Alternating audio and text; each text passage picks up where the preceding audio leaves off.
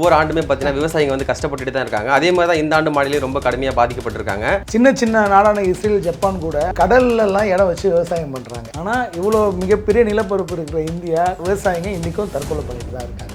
என்னைக்கு நெல் அரசு கொள்முதல் பண்ண ஆரம்பிச்சதோ 1960 இந்த பிரச்சனை ஆரம்பிச்சுட்டு இருக்கு. இந்த நெல் இந்த டைம்ல அதிகமாக வரும் சொல்றீங்க, அதெல்லாம் கொள்முதல் பண்ணுறது இவங்களுக்கு போதுமான சாக்குப்பை சணல் மூட்டைகள்லாம் வச்சிருக்காங்க? எதுவுமே இருக்காது. இப்போ இந்த நடப்பாண்டுல 45 லட்சம் மெட்ரிக் டன் நெல்லை வந்து தமிழக அரசு கொள்முதல் பண்ணுது. ஆனா இங்க இருக்கிற கிடங்குகள் வந்து வெறும் 7 லட்சம் மெட்ரிக் டன் பாதுகாக்கிறதுக்கு தான் கிடங்குகள் இருக்கு. மத்திய அரசு வந்து பரந்த விமான திட்டமா இருக்கட்டும், அதே மாதிரி 8 வழிச்சாலையா இருக்கட்டும், இந்த மாதிரி விளைநிலங்கள்லாம் அழிக்கிற ஒரு திட்டத்தை கொண்டு வந்துட்டு இருக்காங்க. காய்கறி முதற்கொண்டு எல்லாமே அண்டை மாநிலமான கர்நாடகா, ஆந்திராவை நம்பி தான் நம்ம நிறைய இருக்கும். இப்போ பரந்தூர் போன்ற அந்த விவசாய பூமியில் இந்த மாதிரி சின்ன சின்ன விவசாயிகள் வந்து நிறைய பேர் இருக்காங்க. அதெல்லாம் அழிச்சு என்ன பண்ண போறீங்க? அதுக்கப்புறம் 1 கிலோ தக்காளியே நிரந்தரமா 200 ரூபாய்க்கு தான் ஆகும். கடந்த ஆண்டு பார்த்தீங்கன்னா 4000 கோடி ரூபாய் மழைநீர் வடிகால் வாய்க்காலுக்காக ஒதுக்குனாங்க. KN நேரு ஒரு பக்கம் வந்து 98% வேலை வாய்ப்புலாம் முடிஞ்சிருச்சு அப்படின்னு சொன்னாரு. மேயர் பிரியா 95% சொன்னாங்க. ஸ்டாலின் அவர்கள் 99% முடிஞ்சு சொன்னாங்க. ₹1 ₹2 இல்ல, மக்களோட வரி பணம் 4000 கோடி ரூபாய் எங்க போச்சு? எங்க பார்த்தாலும் சாக்கடை. மக்களோட வரி பணம் 4000 கோடியை கொண்டு போய் குப்பையில போட்டிருக்காங்க.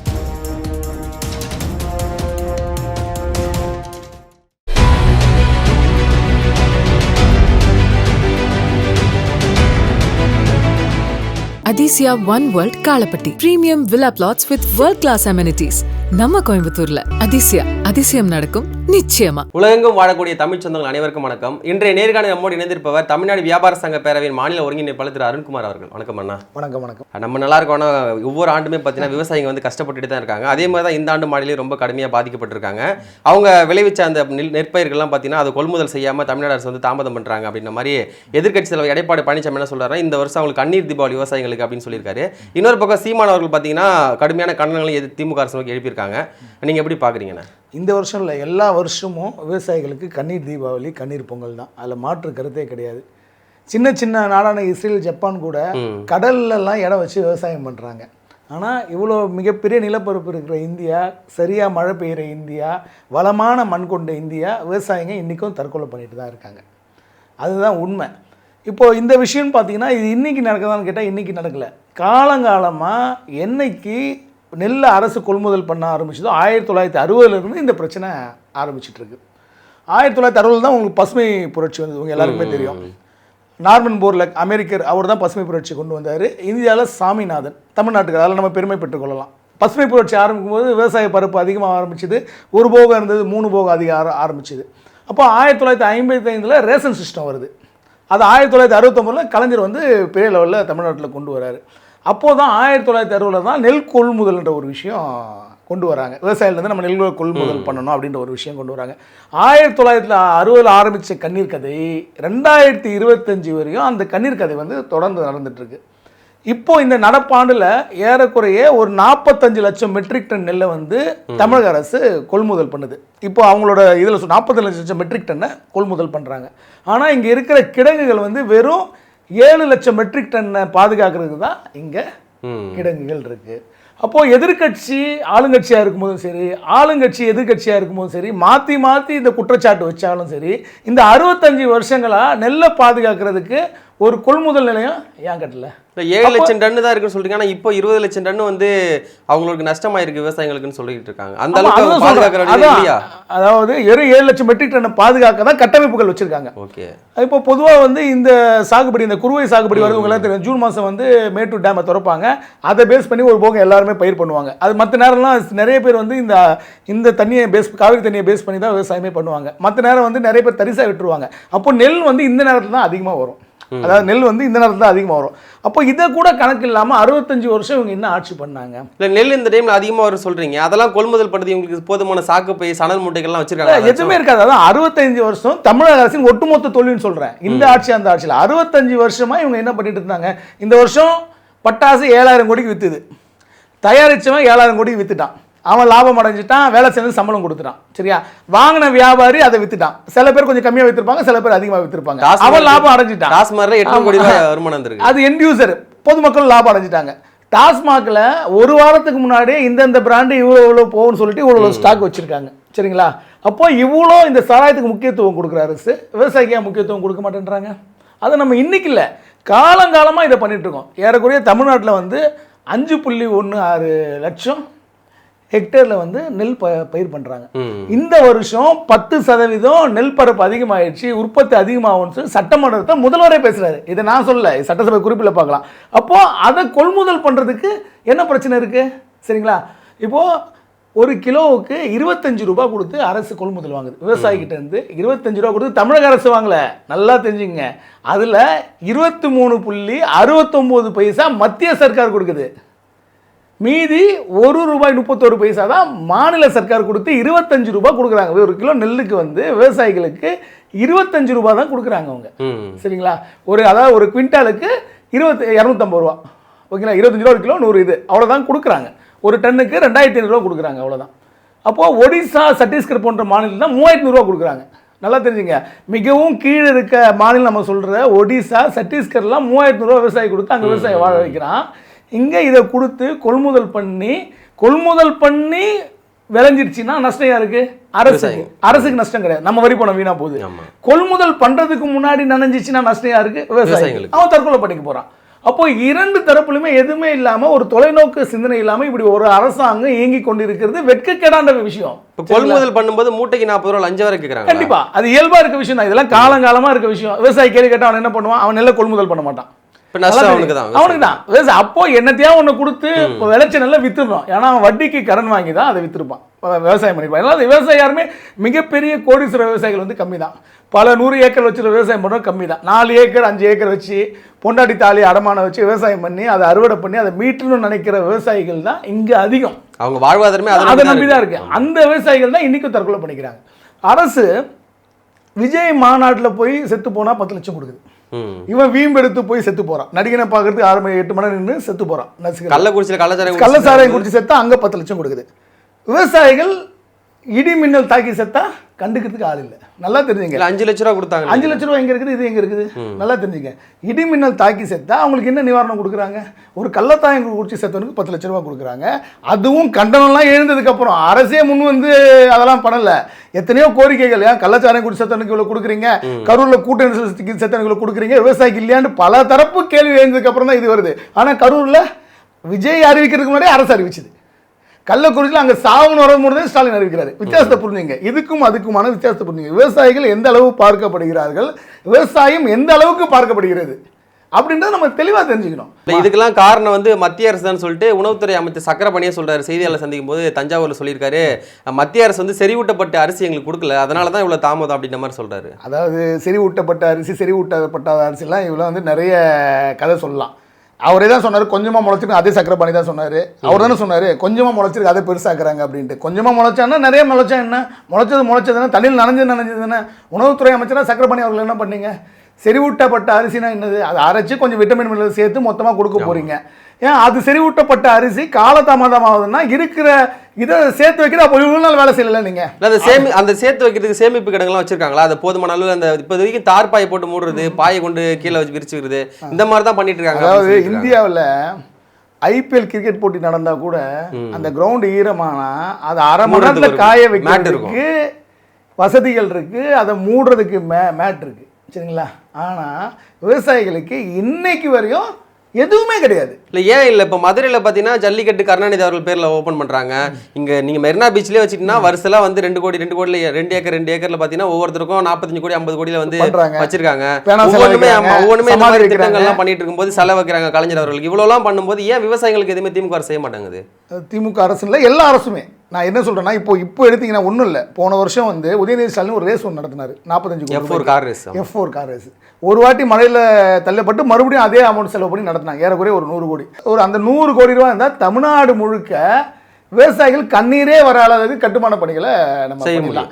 இங்கே இருங்காட்டுக்கோட்டை இருக்கும்போது தேவையில்லாமல் இந்த வேலையை பண்ணாங்க. அப்போ எந்த விஷயம் தேவையானது, எந்த விஷயம் தேவையற்றது அப்படின்னு அரசுக்கு சிந்திக்க தெரியலையா, இல்ல அரசுக்கு ஆலோசனை சொல்லப்படுகின்ற IPS அதிகாரிகளுக்கு சிந்திக்க தெரியலையான்னு எங்களுக்கு தெரியல. சரிங்களா? விவசாயம் ஜீவ ஆதாரம். உலக நாடுகள் ஒருத்தரும் உற்பத்தியை பெருக்கிறதுக்கு இடம் இல்லாம எவ்வளவு கஷ்டப்படுறாங்க. இஸ்ரேல் விவசாயிகளை போய் பாருங்க. சின்ன இடத்துல எவ்வளவோ தொழில்நுட்பங்களை புகுத்தி எவ்வளோ சின்ன இடத்த தண்ணியை சேமித்து சொட்டு நீர் பாசனம் முதற்கொண்டு அவங்களோட டெக்னாலஜி தான். சரிங்களா? அப்போது நீங்கள் அதெல்லாம் வீடியோக்கள் பார்த்தாலே தெரியும். அப்படி இருக்கும்போது இவ்வளோ பெரிய நிலப்பரப்பு, தஞ்சாவூர் மாதிரி ஒரு பெரிய ஒரு பூமி, அவ்வளோ ஒரு செழிப்பான பூமி, மாடு கட்டி போர் அடித்தால் மாளாது சென்னல் என்று ஆணை கொட்டி போர் அடித்த திருநாடு அப்படின்னு நம்ம பார்த்துருக்கோம். சோழ காலத்தில் அப்படி தான் இருந்திருக்கு. அப்படி இருக்கிறவன் இன்னைக்கு வரையும் கண்ணீரோட தான் இருக்கிறான். சரிங்களா? பட்ட நாடுகள் விவசாயிகள்லாம் மிக கோடீஸ்வரர்களாக இருக்க, இந்தியாவில் மட்டும் ஏன் அப்படி இருக்குது? தமிழ்நாட்டில் மட்டும் இந்தியா முழுக்க இப்படி தானே இருக்குது. இங்கே மத்திய அரசும் தொலைநோக்கு திட்டங்களை சொல்ல, இந்த அரிசி கொள்முதலுக்கு 25 ரூபாய்க்கு 23 ரூபா 69 பைசா கொடுக்குற மத்திய அரசு கூட இது போல கட்டுமான பணிகளை ஏன் மேற்கொள்ளல? அவங்க இந்திய குடிமக்கள் இல்லையா? இதை ஏன் தமிழக அரசு செய்யணும்னு நம்ம நினைக்கிறோம். தமிழக அரசும் சரியில்லை, இந்திய அரசும் சரியில்லை. ஓட்டு நேரங்களில் ஓட்டுகளை பொறுக்குவதற்காக வாக்குறுதிகளை அள்ளி வீசிடுறாங்க. தக்காளியை தவிர மீதி எல்லாத்தையும் ஓரளவு பர்சர்வ் பண்ணலாம், சேமிக்கலாம். தக்காளி மாதிரி சில விஷயங்களை தான் சேமிக்க முடியாது. இன்னைக்கு வரையும் எந்த இடத்துலையாவது பாதுகாப்பு நிலையங்களை அமைச்சிருக்காங்களா? குளிரூட்டப்பட்ட பாதுகாப்பு நிலையம். ஆனால் ஒரு முறையும் எலெக்ஷன் மேனிஃபெஸ்டோவில் இதை பண்ணிடுறோம் அதை பண்ணிடுறோம் ஒரு அறிவிப்பு கூட இதுவரையும் வரல. அவ்வளோ விளைஞ்சி இங்கே கோயம்பேடில் குப்பையாக கொட்டும், மார்க்கெட் ஓட்டஞ்சேரி மார்க்கெட்டில் குப்பையாக கொட்டும், விவசாயி போய் தூக்கில் தூங்குவோம். இதுதான் காலங்காலமாக நடக்குது. ஓகேங்களா? இன்னைக்கு ஒரு விவசாயி தற்கொலை நம்மளால ஏன் தடுக்க முடியல? அப்போ விவசாயிகள் எந்த அளவுக்கு தொழில்துறை வளருதோ, எந்த அளவுக்கு அடிப்படை கட்டமைப்புகள் வருதோ அந்த அளவுக்கு விவசாயத்துறை வளர்ந்தால் தான் நம்ம தண்ணீர் அடைய முடியும். இல்லைன்னா அமெரிக்காரன் சொன்னா பாரு, எங்க ஊர்ல இருந்து நீ பாசுமதி அரிசி நீ இறக்குமதி பண்ணணும் அப்படின்ட்டு, அந்த மாதிரி காலம் தான் விரைவில் வரும். சாப்பாட்டு கூட நம்ம அண்டை நாடுகளில் தான் இருக்கணும். இருக்கிறவங்க செத்து போயிடுவான். விவசாயம் பண்ணணும்னு நினைக்கிறவனும் இதை பார்த்து பயப்படுவான்ல. நாளைக்கு அவன் சொல்றதுதான் விலையே. ஆமா. இப்போ நம்மள மாதிரி இளைஞர்கள் இப்போ இந்த வீடியோக்களை பார்க்கும்போது என்ன நினைப்பாங்க? விவசாயம் பண்றது உனக்கு தோணுமா? தோணாது, சத்தியமா தோணாது. யாருக்கு தோணும்? அடுத்த தலைமுறைக்கு தோணுமா? அவனே சொல்லுவான், போய் செக்யூரிட்டி வேலை செஞ்சாலும் செய்ய விவசாயத்துக்கு வரான்னு சொல்லிட்டு அப்போ பையன் கிட்ட சொல்லுவான்.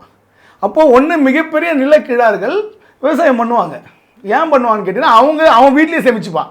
மழை பெய்யுதுன்னா அதை கொண்டு போய் கொள்முதல் எடுத்து வைக்க வேண்டிய அவசியம் அவனுக்கு கிடையாது. ஏன்னா வீடு பெருசாக இருக்கு, அவன் ஷெட்டு போட்டு சேமிச்சுப்பான். அவனுக்கு அந்த பணம் இருக்கும். அப்போ அவனுங்க தப்பிச்சிருவானுங்க. அப்போ அவன் வைக்கிறது தான் வேலை. அரசு 20 ரூபா கொடுக்க கொள்முதல் விலை எங்களுக்கு 10, 50 ரூபா கொடுக்கணும் அவன் பேன் பண்ணா, அன்றைக்கி அரசு 50 ரூபா கொடுத்து தான் ஆகணும். சரிங்களா? இன்னைக்கு இழிச்சவன் விவசாயன்றனால என்ன கொடுத்தாலும் வாங்கிட்டு போயிடுறான். இன்னைக்கு 25 கொடுத்தாலும் வாங்கிட்டு போயிடறான், 20 ரூபா கொடுத்தாலும் வாங்கிட்டு போயிடறான். அந்த காசு 6 மாதம் கொடுத்தாலும் வாங்கிட்டு போயிடுறான். ஒரு மூட்டைக்கு 40 ரூபா லஞ்சனாலும் வாங்கிட்டு போயிடுறான். இதே ஒரு அரசியல்வாதி விவசாயம் பண்ணிட்டு அந்த மூட்டையை கொண்டு போய் அங்கே வச்சு அதுக்கு 40 ரூபா லஞ்சம் அவனால வாங்கிட முடியுமா? இன்னைக்கு எத்தனையோ அமைச்சர்கள் பல 100 ஏக்கர் விவசாய இடம் வச்சிருக்கிறதா நம்ம யூடியூப்ல பார்க்குறோம். அமைச்சர் கே.என். நேருவா இருக்கட்டும், அவருக்கு எல்லாமே பெருமையாக சொல்கிறாங்களே, எனக்கு 200 ஏக்கர் நிலம் இருக்குது, 500 ஏக்கர் நிலம் இருக்குன்ட்டு. அப்போ அதெல்லாம் லஞ்சம் கொடுத்து வாங்கிடுவாங்களா? வாங்க மாட்டாங்க. எப்படி அவங்களாம் நஷ்டம் இல்லாமல் விவசாயம் பண்ணுறாங்க? அவங்களோட நெற்கள்லாம் ஏன் முளைக்க மாட்டேங்குது? ஏன் அப்பாவி விவசாயியோட நெல் முளைக்குது? ஒரு மாதமும் ஒரு மாவட்டத்திலையும் இது ஒரு செய்தி வந்துட்டு தானே இருக்குது. மழை பெய்தது, லாரியில் தார்பாய் மூட முடியாமல் நெல் முளைத்தது. வருஷம் மாசம் நான் சின்ன வயசுல இருந்தே இந்த விஷயத்தை கேள்விப்பட்டு இருக்கேன். அது முழுக்க அரசாங்கத்தோட தோல்விதான், மக்களோட தோல்வின்னு தான் சொல்றேன். இப்போ வருஷம் இதே வாக்குறுதி உனக்கு கொடுக்குறான். ஒரு எம்பி எலெக்ஷன்ல கொடுக்குறான், கவுன்சில் எலெக்ஷன்ல கொடுக்குறான், எம்எல்ஏ எலெக்ஷன். 5 வருஷத்துல 3 எலெக்ஷன் நடக்குது.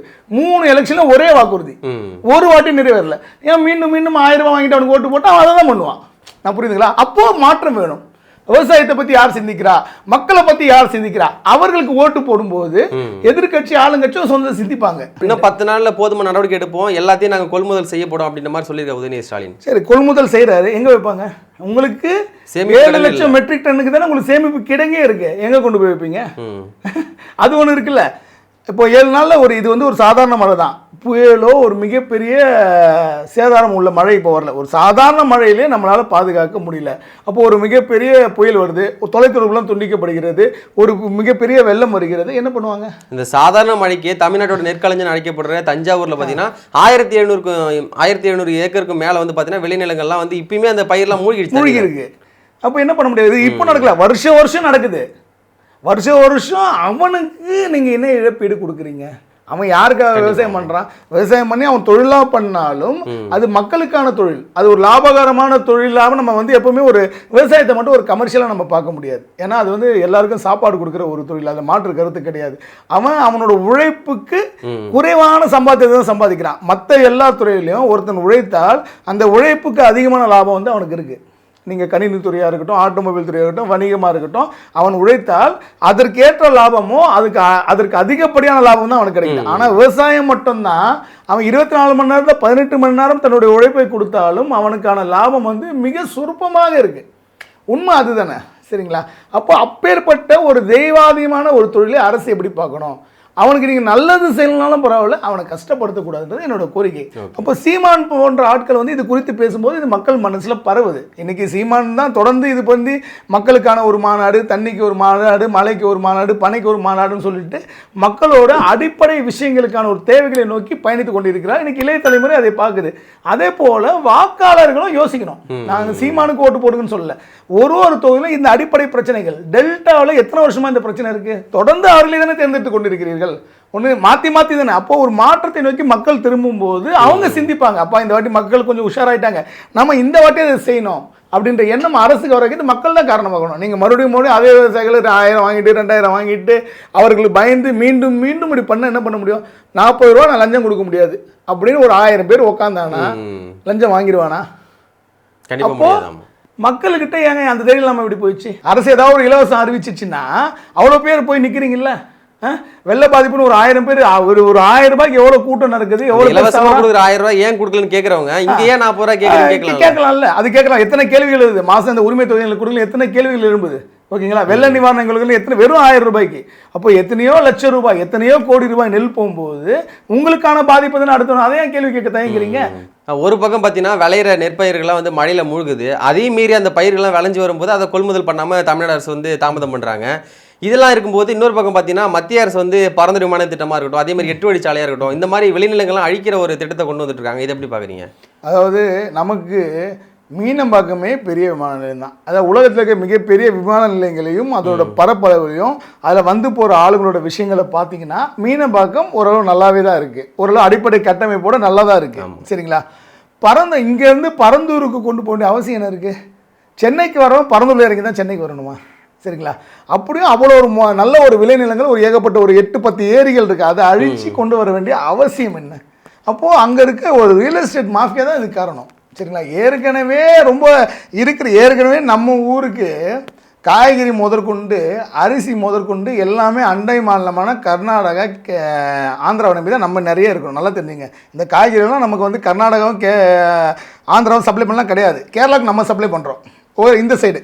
ஓகேங்களா? இப்போ பரந்தூர் போன்ற அந்த விவசாய பூமிலாம் இந்த மாதிரி சின்ன சின்ன விவசாயிகள் வந்து நிறைய பேர் இருக்காங்க. அதெல்லாம் அழிச்சு என்ன பண்ண போகிறீங்க? அதுக்கப்புறம் 1 கிலோ தக்காளியே நிரந்தரமாக 200 ரூபாய்க்கு தான் வாங்கணும். ஓகேவா? இது போகிற விஷயம்னா நிரந்தரமாக 200 ரூபாய்க்கு தான் வாங்கணும். அப்போது ஒரு திட்டம்ன்றது மக்களை வந்து படிப்படியாக மேலே கொண்டு வரன்றது தான் அது பேர் திட்டம். ஏதோ சில ரியல் எஸ்டேட் முதலாளிகளுக்கு, சில கார்பரேட் முதலாளிகள் வந்து சம்பாதிக்கணுன்றதுக்காக பரந்தூர் திட்டம் போன்ற விஷயங்களை கொண்டு வந்தீங்கன்னா அது திட்டம் ஃபெயிலியர் தான். அப்போது அதை வந்து அலசி ஆராயணும். இதுக்காக வந்து அந்த மக்கள் இன்னி வரையும் போராடிட்டு இருக்காங்க. சரிங்களா? சீமான் அவர்கள் வந்து தன்னுடைய உயிருக்கு மேலே தான் அதை பண்ணுன்ற மாதிரி பேசியிருக்காரு. விஜய் அவர்கள் பேசியிருக்காங்க. எல்லா அரசியல் கட்சிகளும் பேசியிருக்காங்க. அப்போது அதை இல்லைன்னு சொல்லிட்டு இன்னைக்கு வரையும் அறிவிக்கல. எப்படி இருந்தாலும் பரந்தூர் திட்டம் வரும். ஏன்னா மெட்ரோ ட்ரெயினை கூட பரந்தூர் வரையும் எக்ஸ்டெண்ட் பண்ணிட்டாங்க. ஓகேங்களா? அப்போ அதற்கான பூர்வாங்க வேலைகள் நடக்க ஆரம்பிச்சிருச்சு. சரிங்களா? விவசாயத்தை அழைச்சி இப்போ நீங்கள் இந்த சைனா வந்து டெக்னாலஜியில் எங்கேயோ போயிட்டாங்க.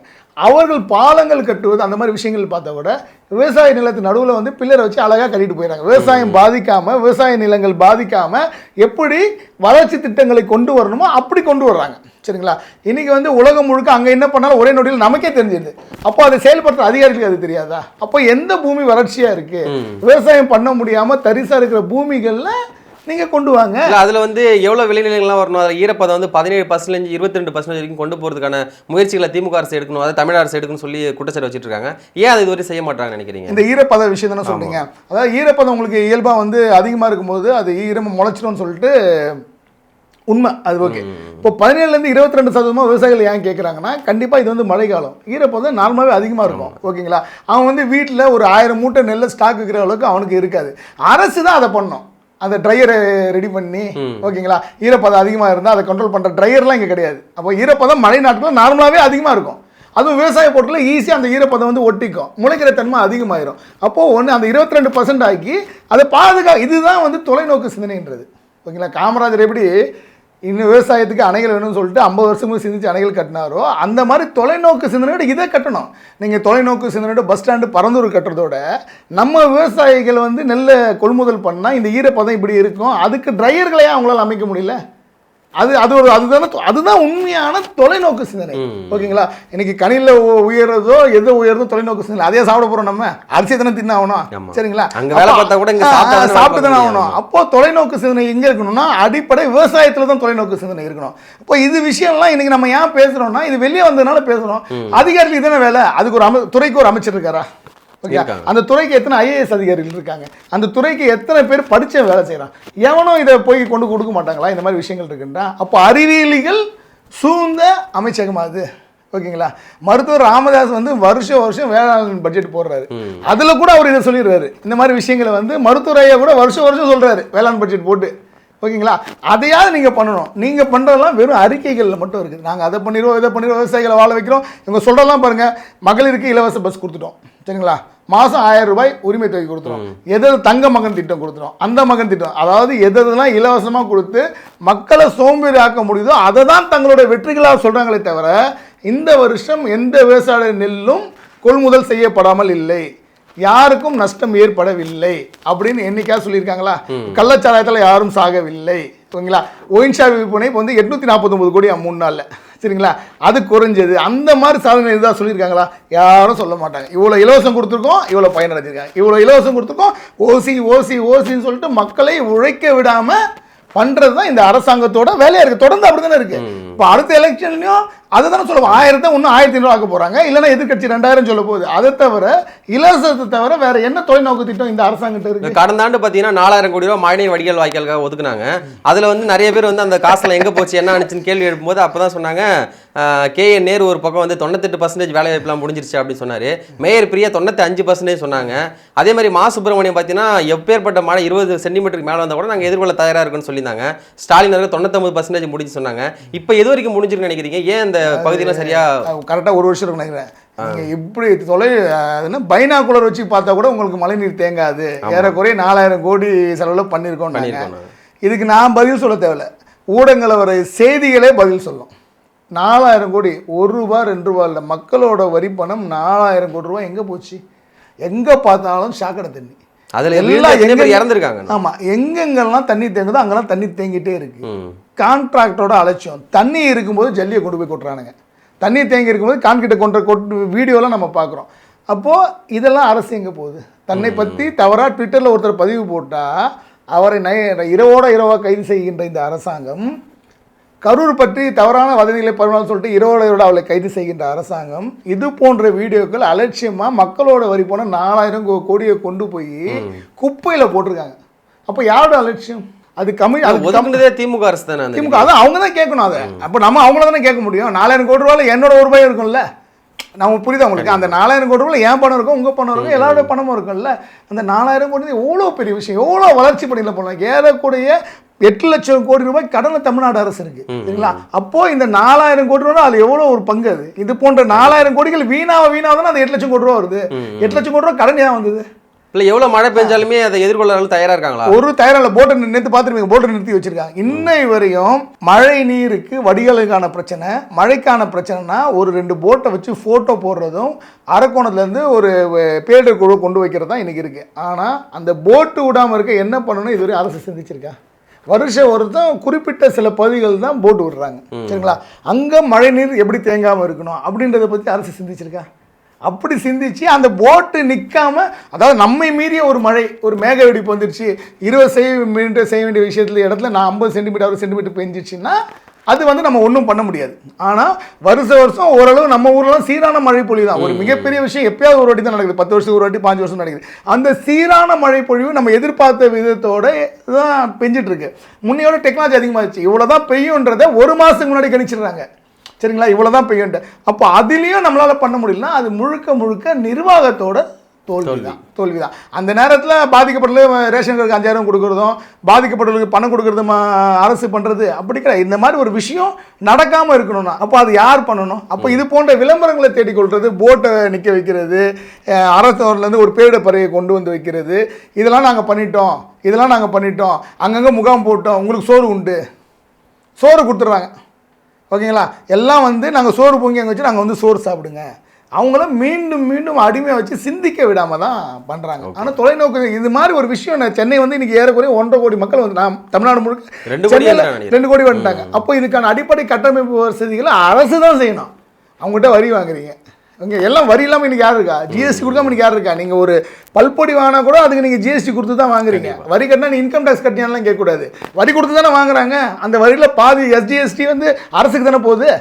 100% பாதி உங்களை வாங்கிக்கிறாங்க, அதுக்கப்புறம் மத்திய அரசு ஒதுக்குது. அதனால் அந்த வரி பணத்தை கொடுக்குற யார் வேணால் கேள்வி கேட்கலாம். சாமானிய போய் ஐடி கட்டுறவன் தான் வரி கொடுக்குறான்ல, நீ வாங்குற ஒரு பொருளும் வரி கொடுத்து தான் வாங்குற, சரியா? அப்போ அவனுக்கு அடிப்படை வசதி செய்து கொடுக்க வேண்டிய கடமை அரசுக்கு இருக்குது. அப்போ முதல்வர் கேள்வி கேட்க உரிமை எங்களுக்கு இருக்குது. எங்களை கேள்வி கேட்கக்கூடாதுன்னு நீங்கள் சொல்லக்கூடாது. தப்புன்னா யார் இருந்தாலும் கேள்வி கேட்க தான் செய்வாங்க. அதே நேரத்தில் தமிழகத்துக்கு பெருமை சேர்க்கிற விதமாக கண்ணகி நகர் வந்து எப்போவுமே ஒரு ரவுடி ஏரியான்ற இமேஜை மீறி ஜூனியர் கபடி போட்டியில் துணை கேப்டனாக போய் இந்தியா வின் பண்ணியிருக்கு இன்றைக்கி.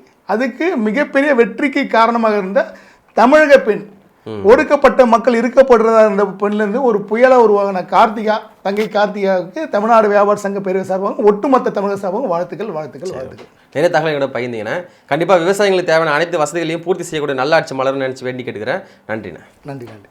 சாட்டை எடுத்து நாட்டை திருத்து